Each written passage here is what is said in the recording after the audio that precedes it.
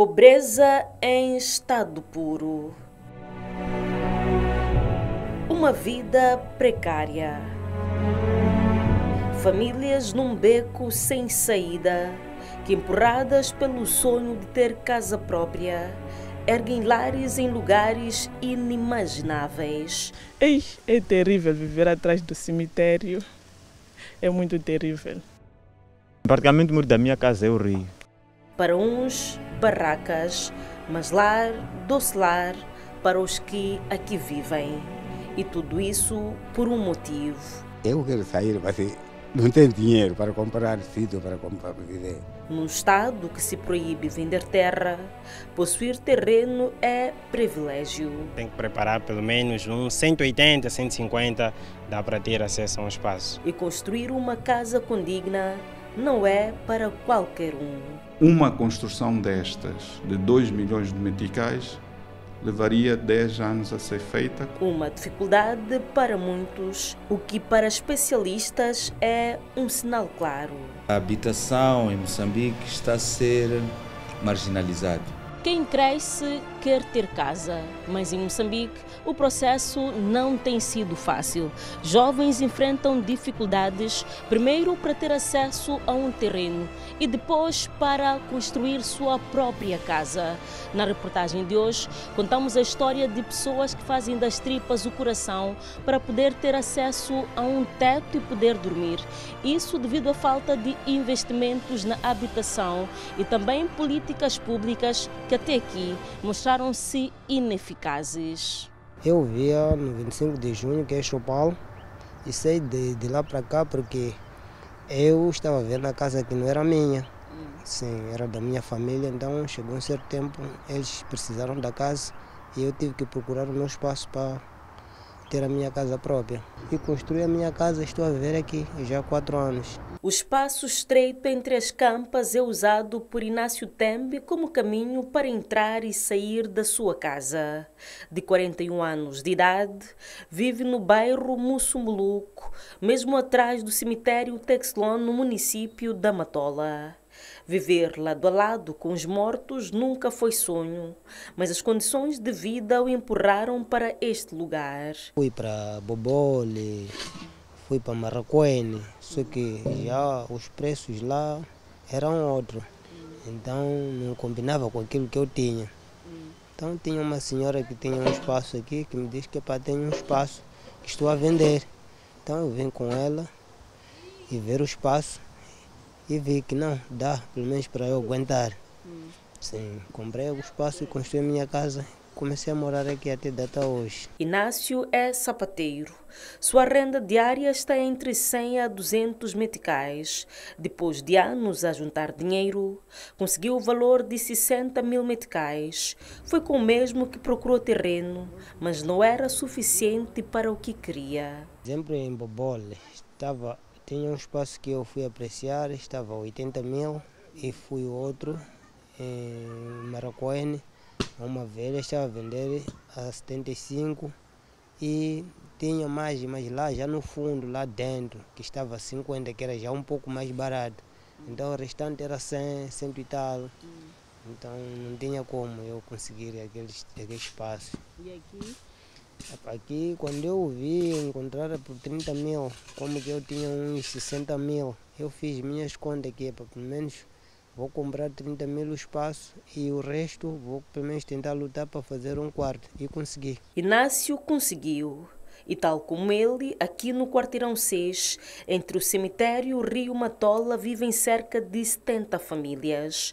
Os personagens e as origens são diferentes, mas o motivo é o mesmo: falta de recursos para ter uma residência própria e condigna. Aqui, porque o dilema é maior, sem olhar para o local, faz-se de tudo para erguer 4 paredes, seja de caniço, madeira, chapa ou qualquer outro material.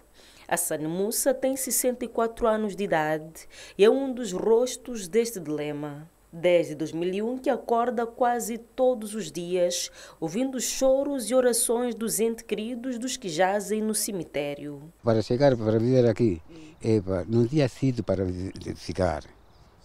Não sei ficar certificado, depois já vier se educar aqui, não que eu ocupo ficar. Vive sozinho e quase que abandonado. Não tem esperança de que a sua condição de vida irá mudar, mas porque ainda assim não pode ficar de braços cruzados, carrega nos ombros caniço para melhorar sua casa. Ou seja, sair da casa de chapas para uma de caniço, que entende ser mais confortável. Comprou o espaço? Como é que foi? Não comprou. Não comprou. Arranjou da minha maneira. Eu não posso mentir, ninguém me deu. Se eu ouviu, não que ocupou. 2001 até agora, estou aqui. A Sani vive sozinho, mas aqui há famílias completas e a convivência com os mortos é tão normal que as crianças usam o cemitério como caminho para a escola. Outras como parque de diversões, pista de corridas para carros e até para tirar lenha. Viver aqui perto do cemitério é difícil, mas não tem como, só habituar. Porque esse espaço também foi dado com o dono daqui em cima, a partir daqui do caminho para lá e de outra pessoa. Ele foi deixado daqui tipo guarda de guarnecer, daí até lá embaixo. Já aquele, o dono veio, depois cortou esse espaço aqui para ele, ficou lá em cima. Já por isso que ele está a vender aqui para ir na terra. Nota, o espaço à venda é este. Chega apenas para um quarto e uma mini-sala. Custa 40 mil meticais e está à beira do rio Matola. O local para o banho é este, mas serve apenas para isso, porque para outras necessidades improvisam covas, mas que desmoronam rapidamente por estarem à beira do rio. Como é que fazem necessidades? Estamos a fazer de uma só maneira, né? Vou levar os capelanas, fechar do lado para nós conseguir entrar, isso acaba, estamos a tirar. Numa casa onde a vedação é o rio, água não falta, mas esta é imprópria para o consumo. Como não está tratada, está a perceber? Então não podemos consumir, só consumimos água que tiramos do cemitério. Só essa água do poço, só tiramos para louça, roupa, banhos. Por estes e outros motivos, querem sair daqui para viver em lugares melhores, mas não conseguem. Como sempre dizem, o espaço não se vende. Mas quando você sai para uma pessoa, vem pedir espaço, alguém sempre diz que eu quero tanto. Isso não falta. A perceber, não falta. Na verdade, essa é a regra. De forma geral, para conseguir uma parcela de terra no país, as pessoas precisam pagar. Qual é o trabalho que faz? Eu sou pedreiro. Sim, sou pedreiro. Às vezes, quando não tenho trabalhos de produção de fora, faço biscados ali no cemitério. Sim.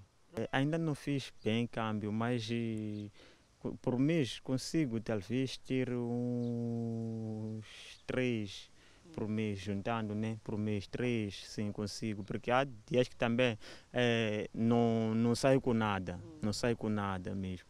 Sim. Então, olhando para esse dinheiro, diz que consegue por mês pelo menos 3 mil meticais. Se tivesse que comprar um espaço, acha que ia conseguir comprar com esse dinheiro que recebe? Eu não sei se eu ia conseguir, porque os espaços agora estão raros, não são nada fácil, porque os preços que dão, que vão te popular lá, é muito dinheiro. Segundo o geógrafo Rogers Ensine, tudo o que foi aqui apresentado resume os problemas de habitação do país, que estão divididos em 2 grupos. Tem a questão do acesso à habitação, mas também tem a questão das condições de habitação. Quando falamos de acesso, nós estamos a falar efetivamente de agregados familiares ou indivíduos terem dificuldades, em princípio, de obterem algum lugar para residir ou para viver. E outro grave problema é que quando se obtém esse lugar para viver, essa habitação, muitas vezes são habitações que apresentam condições precárias. E coincide também que, apesar, por um lado, tem essas condições precárias, mas também estão geralmente localizadas em lugares inapropriados. Esta é a realidade de muitas pessoas no país, em particular dos jovens que vivem em condições precárias por falta de dinheiro. A Constituição da República prevê que a terra é propriedade do Estado e por isso não deve ser vendida. Ou seja, para obter uma parcela de terra, o cidadão precisa de ir ao município ou ao governo distrital e requerer o direito de uso e aproveitamento de terra. Mas na prática não é o que acontece. O processo é moroso, burocrático e há quem chega a esperar anos sem ter nenhuma resposta. A solução encontrada por muitos, se não todos, é recorrer à compra informal de terra. O espaço aqui está a sair a 120 Esta é uma prática que acontece todos os dias e a toda hora. Ou isso ou nada. Ou seja, para ter um pedaço de terra é preciso ter dinheiro e não é pouco. Mas afinal, quanto custa em média um terreno na zona do Grande Maputo? Esse é um calcanhar de Aquiles para muitos, porque muitos querem já um terreno com água e energia. Pelo menos com essas condições mínimas, você não encontra abaixo de 150 mil meticais na região do Grande Maputo. Cândido Mboma é intermediário na venda de terrenos. Sabe bem os desafios que os seus clientes enfrentam, mas adverte que quanto menor for o preço, menor qualidade tem o espaço. Às vezes a pessoa só tem a possibilidade de pagar 100 mil meticais. Mas para 100 mil meticais você vai encontrar um espaço que se calhar está numa zona que enche de água, às vezes está numa zona que não tem energia ou não tem água. Dificilmente com valor baixo você consegue um espaço bom. Numa zona ainda em expansão, um espaço bom, talvez com uns 200, 300 mil é que dá para conseguir. Normalmente, o pagamento é feito em parcelas, geralmente 3, 50% na primeira e depois 25% na segunda e terceira. O tempo de pagamento varia e depende da negociação e do bolso de cada um. Ailton Cuna tem 26 anos e é fotógrafo.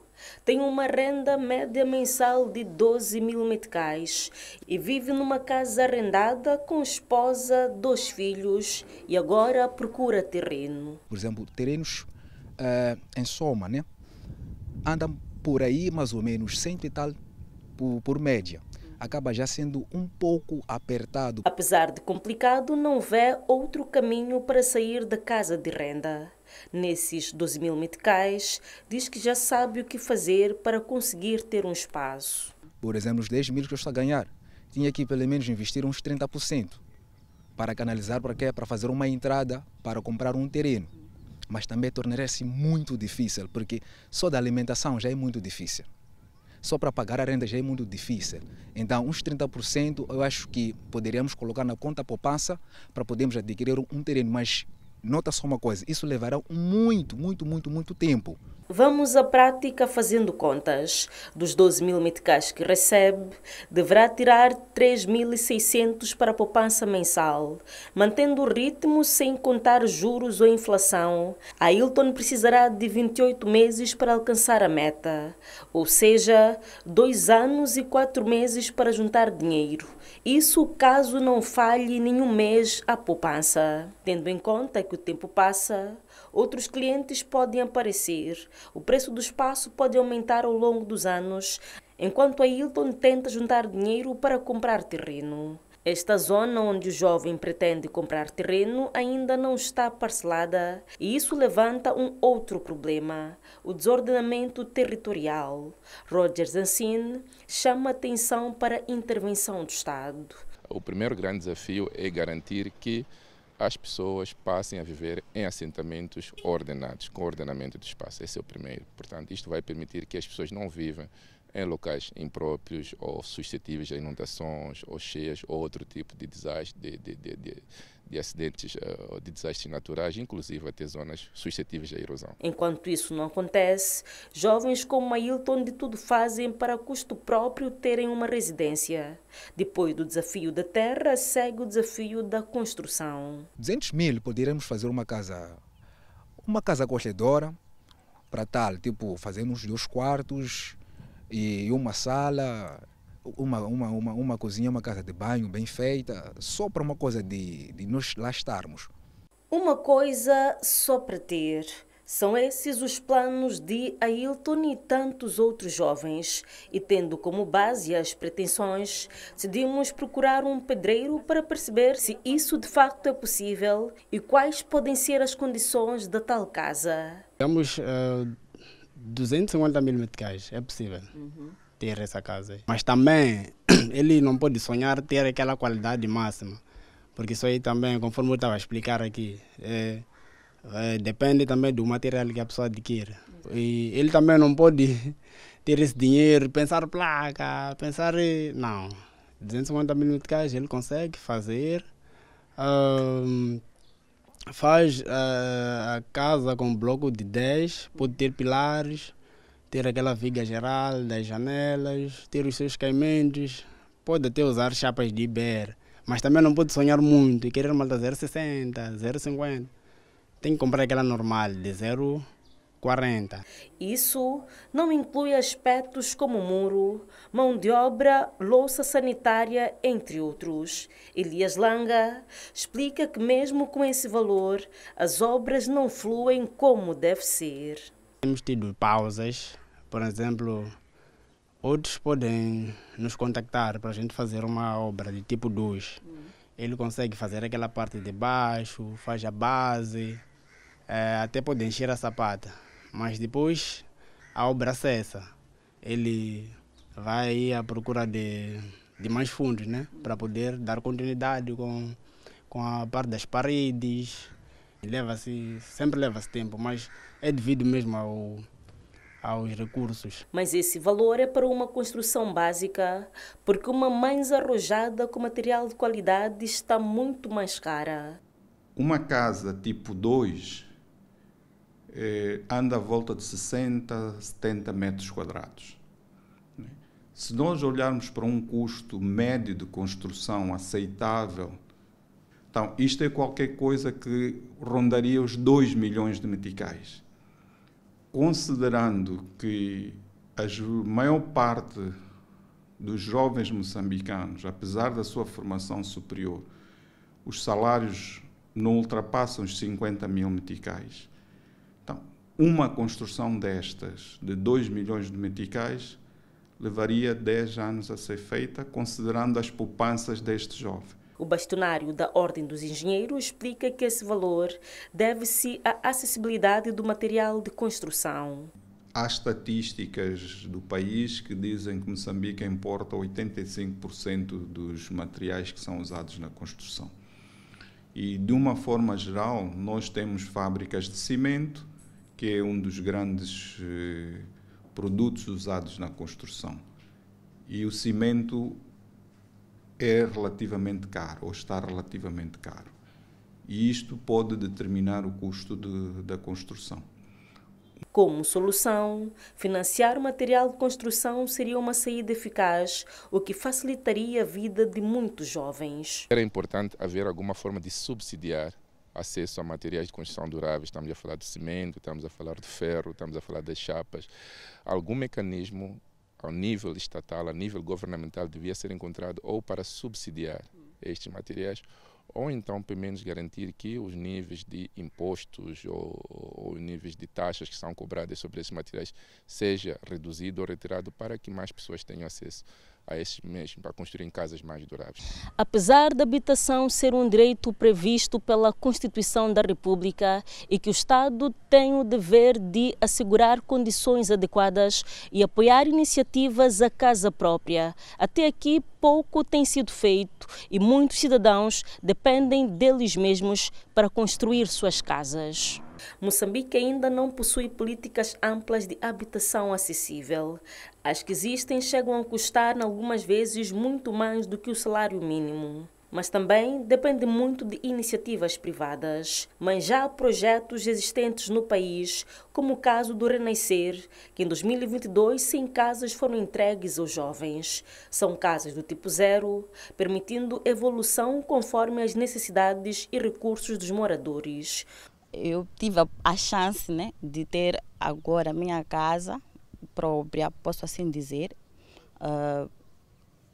através do projeto.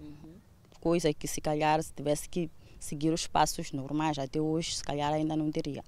Quanto é que paga por mês? 2.570 por aí, mais ou menos.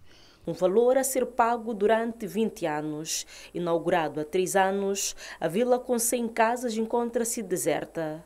Uma espécie de cidade fantasma. Isso porque grande parte das casas ainda continuam vazias. Não posso saber quais são os motivos pelos quais eles não ocupam ainda, mas são por aí até agora 24 famílias. Então ainda tem muitas casas vazias e não ocupadas, mas todas elas têm donos. E isso abre espaço para algumas questões.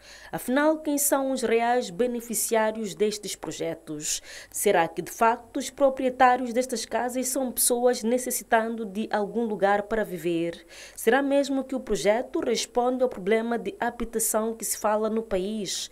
Estes e outros problemas são para o mestre em habitação social uma clara demonstração de que os desafios da habitação estão a ser marginalizados.